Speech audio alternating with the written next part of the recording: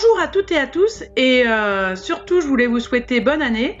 C'est Desperate House Paxé du forum Entraide VAE IBOD. Je voulais vous souhaiter la bienvenue dans ce premier diaporama du groupe qui va traiter le point 6, votre projet. C'est une petite nouveauté pour 2017, j'espère que ça vous plaira. Donc dans le livret 2 de VAE IBOD, vous trouvez en point 6 votre projet où l'on indique quelles sont les motivations qui vous conduisent à demander la validation de vos acquis pour l'obtention du diplôme d'état d'infirmier de bloc opératoire. Pourquoi commencer par ce sujet pour le premier diaporama ? Eh bien c'est simple, c'est par cette page que vous devez rédiger que vous allez conditionner le jury à tout le reste de la lecture de votre livret. C'est un peu comme le 4e de couverture d'un bouquin. S'il est bon, vous le prenez. S'il est mauvais, vous n'achetez pas le livre. Bref, lors de la rédaction de cette page, vous devez faire une bonne impression. Ayant déjà lu quelques livrets, moi j'ai déjà eu des impressions, mais pas toujours les bonnes. Plutôt une impression de corvée, de vite fait à la fin, d'excuses de n'être qu'idéeux, ou même de règlement de compte. Pour moi, il est important de commencer à écrire son projet avant toute chose. Écrivez cette page maintenant, un premier geste qui vous passe par l'esprit en début de démarche. Vous y reviendrez un peu plus tard, au fur et à mesure que vous comprendrez ce que la VAE implique dans le travail. Il faut maturer le projet, avoir 5, 6 versions, peut-être même 10. Et vous y reviendrez également tout à la fin pour peaufiner, sublimer, donner envie aux membres du jury d'aller plus loin. En fait, il s'agit de la recette qui fera de votre livret un plat d'exception. Donc, je reprends un peu ce qu'on vous demande, votre projet, quelles sont les motivations soulignées dans le texte qui vous conduisent à demander la validation de vos acquis pour l'obtention du diplôme d'état d'infirmier de bloc opératoire. Voilà 4 mots-clés, projet, motivation, VAE, DEIBO. Et c'est là-dessus que vous devez vous centrer. Ce qu'on vous demande, c'est un peu une lettre de motivation, une lettre de candidature que vous enverriez à un DRH pour obtenir un poste. C'est une véritable introduction au livret où on doit montrer qu'on est un professionnel compétent, qu'on est un IBOD avec qui on aimerait travailler.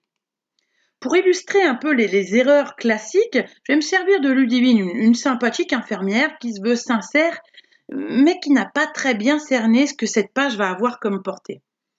Premier exemple, je veux postuler en tant que cadre de santé, il est donc trop tard pour l'école d'IBOD. Évidemment, j'ai volontairement synthétisé son idée. Je pourrais même disserter des heures sur son cas tant il y a à dire, mais pour faire bref, voilà. Premièrement, vous présentez un livret pour devenir IBOD. En commençant par annoncer que ce n'est pas votre but principal, vous êtes, j'ai envie de dire, un peu à côté de la plaque.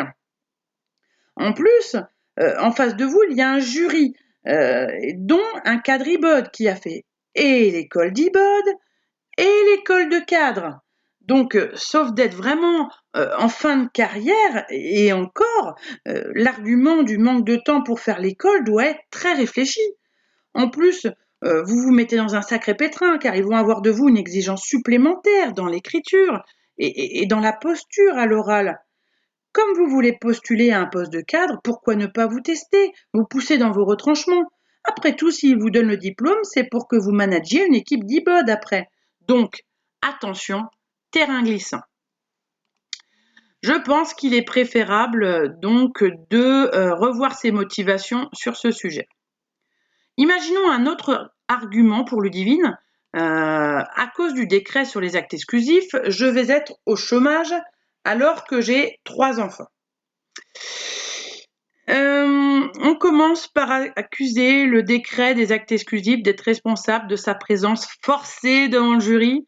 Je l'ai déjà dit, mais je le rappelle, il y a un cadre IBOD dans le jury qui a en plus peut-être milité pour ce décret, et a raison. Ensuite, la culpabilisation. Donnez-moi le diplôme, j'ai 3 enfants à nourrir. Aïe aïe aïe, vous avez jusqu'à 2020 pour postuler en tant qu'infirmière dans un autre service. Ça va être leur argument si vous ne vous positionnez pas positivement dans la démarche VAE. Ce n'est pas en vous disant tous les jours que vous êtes forcé de le faire que vous progressez. Cherchez ce qu'il y a de positif dans la démarche, élevez votre niveau, c'est de l'enthousiasme qu'on veut voir, de la remise en cause, de la compréhension des mutations qui s'opèrent au bloc opératoire. Comment peut-on formuler la même idée mais plus positivement ? Eh bien, par exemple, je suis dans l'impossibilité à l'heure actuelle de concilier sereinement une école avec l'éducation de mes 3 enfants. Consciente du risque pour mon emploi à la publication du décret, j'ai décidé de consacrer le temps nécessaire au parcours VAE pour vous démontrer mes compétences et mes qualités en tant que professionnel du bloc opératoire. Alors, c'est quand même plus avenant, me semble-t-il. Ça peut être amélioré. Je suis pas non plus... j'ai pas l'art d'écrire l'art de la prose, mais je pense que c'est un peu plus positif que à cause du décret, je vais être au chômage. Voilà, donc ça, on ne valide pas. Enfin, un troisième et dernier argument qu'aurait pu écrire Ludivine, la clinique où je travaille m'oblige à faire cette VAE, mais j'aurais préféré l'école. Eh bien, que dire ? Vous annoncez directement que la VAE, vous n'y croyez pas, alors comment voulez-vous la valider ? Essayez au moins d'autres choses, comme il n'y a pas d'opportunité de financement de la formation IBOT dans mon établissement. Pour le moment, mon investissement et mon attachement au bloc opératoire où j'exerce me retiennent à m'engager dans une nouvelle structure. C'est déjà un peu mieux formulé, me semble-t-il. Le principal risque, c'est de rendre hostile le jury à la suite de la lecture de cette page. On va lire entre les lignes la VAE c'est nul, je suis en colère contre le système. Et l'erreur la plus facile, et que j'ai vue de nombreuses fois, les IDE et les IBOD font le même job. Ce qui revient à dire quand même que l'école ne sert strictement à rien. Clairement, j'espère que vous comprenez pourquoi ça ne peut pas marcher. Comprenez bien aussi qu'il ne faut pas mentir, ni même cacher la vérité. Au contraire, il faut être honnête.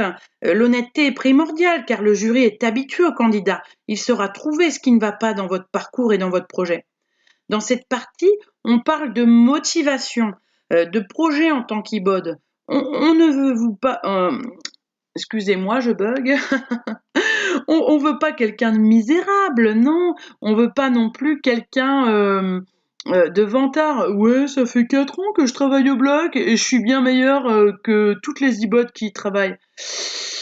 Et on veut encore moins quelqu'un d'accusateur. Ce n'est ni le lieu, ni l'endroit. Je vais faire un dernier exemple avec Alain, qui a bien compris, lui, qu'il ne fallait pas dire des phrases qui fâchent comme Ludivine. Donc Alain, qu'est-ce qu'il dit ? J'ai une situation familiale et personnelle compliquée qui ne me permet pas de faire l'école. Néanmoins, j'ai toutes les qualités pour faire IBOD et je vais vous le prouver dans le livret 2 de VAE. Alors, personnellement, j'ai rien compris. C'est un flou intégral. Il est qui ? Il fait quoi ? Pourquoi il peut pas ? C'est quoi une situation familiale et personnelle compliquée ? Il vient de divorcer et se bat pour la garde de ses enfants, sa maison vient de brûler, l'assurance ne veut pas lui rembourser les travaux, du coup dans son mobil-home de fortune, il ne se voit pas mettre un bureau alors qu'il peine déjà à caser ses 10 enfants.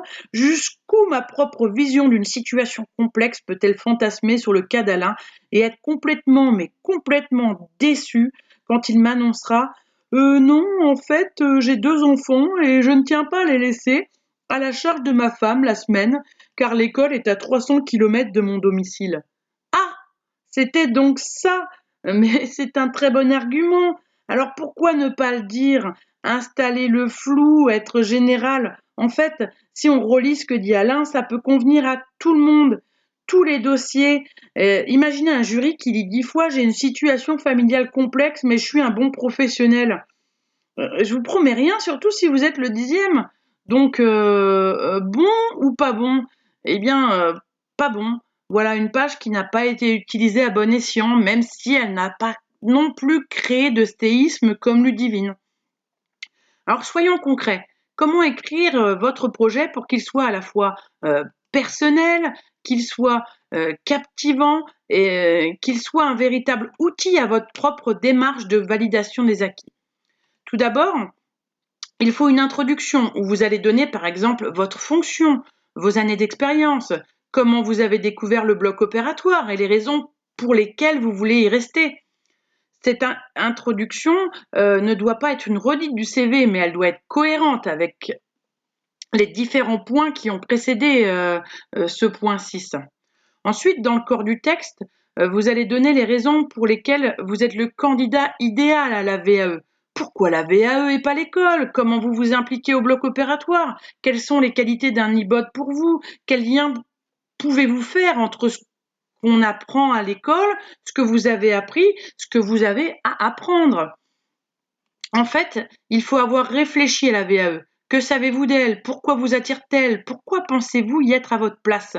Si vous définissez bien cette partie, finalement, il n'y a presque aucune raison que le jury vous demande « et pourquoi pas l'école ?» Quand on laisse planer un doute, évidemment, on s'expose à un questionnement.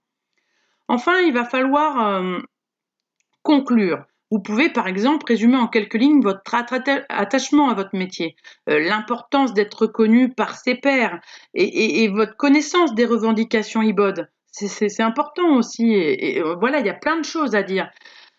Il faut aussi parler de votre devenir. IBOD, pourquoi faire? Je vais m'investir dans l'encadrement des étudiants. Je souhaiterais pouvoir développer mes compétences dans le service de stérilisation, pourquoi pas? Et on en a parlé tout à l'heure.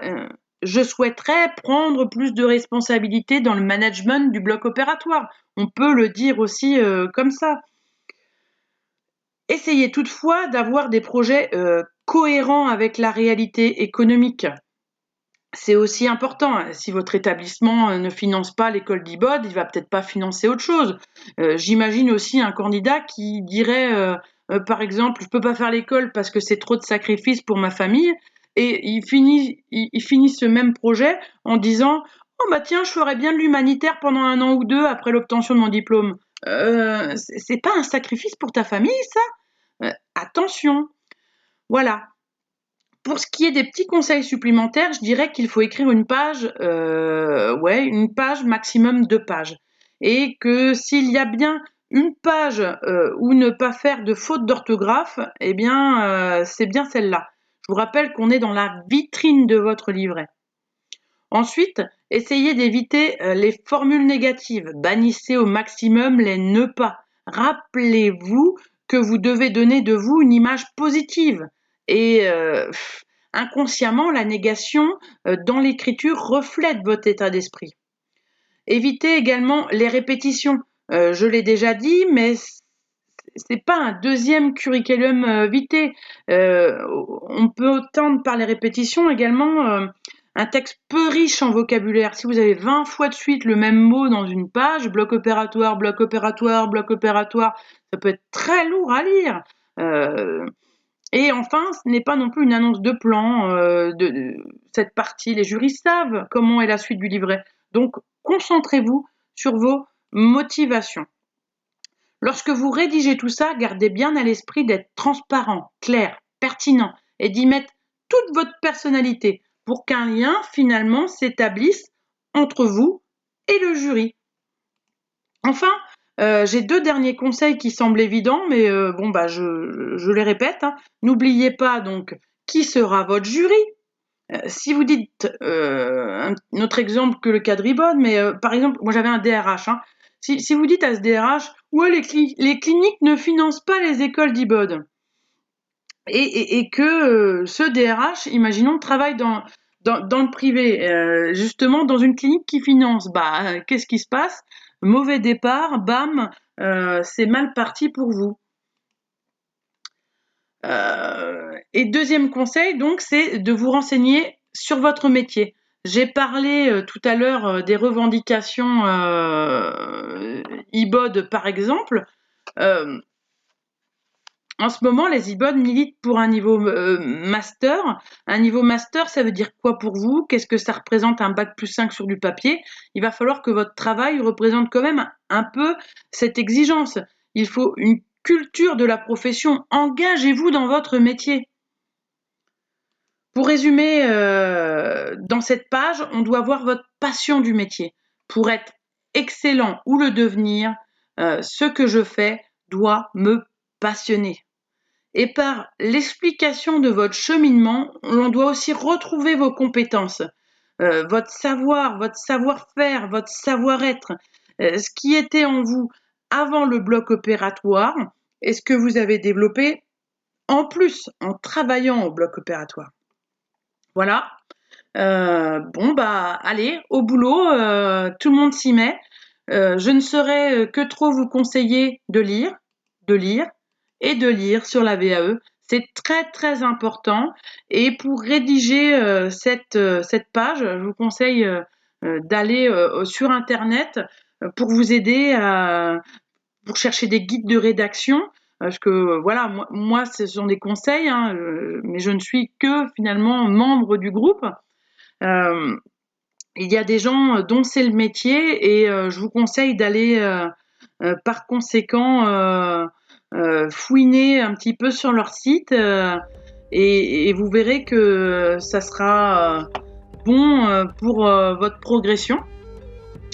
Je vous remercie de votre attention, j'espère que ça vous a plu et je vous dis à tout bientôt